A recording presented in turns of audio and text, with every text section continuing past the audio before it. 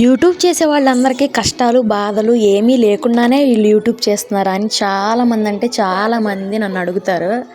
ఎన్ని కష్టాలు ఉన్నాయి, ఎన్ని సుఖాలు ఉన్నాయి, ఎన్ని బాధలైనా ఉన్నాయి, కానీ యూట్యూబ్లో ఒక వీడియో అప్లోడ్ చేశారంటే వాళ్ళ మొహంలో స్మైల్తోనే అప్లోడ్ చేయాలి.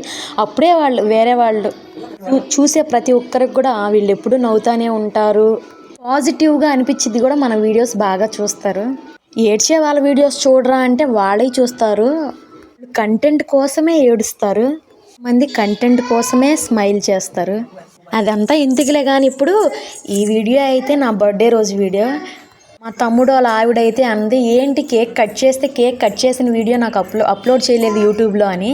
అందుకే అయితే ఇప్పుడైతే అప్లోడ్ చేశాను. మా ఖుషి అయితే ముందు కనపడలేదు, ఇప్పుడు చూసారా మా ఖుషి కూడా కనిపించేసింది వీడియోలో. ఎవరి కేక్ అయినా చూడండి, మా ఖుషి మాత్రం అమ్మ నాదే బర్త్డే అనిద్ది.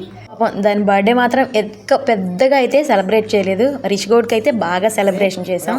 మెడలో తాలిబొట్టు అటు తిరిగి ఉంది ఏందని అనగాకండి అసలు, సరేనా.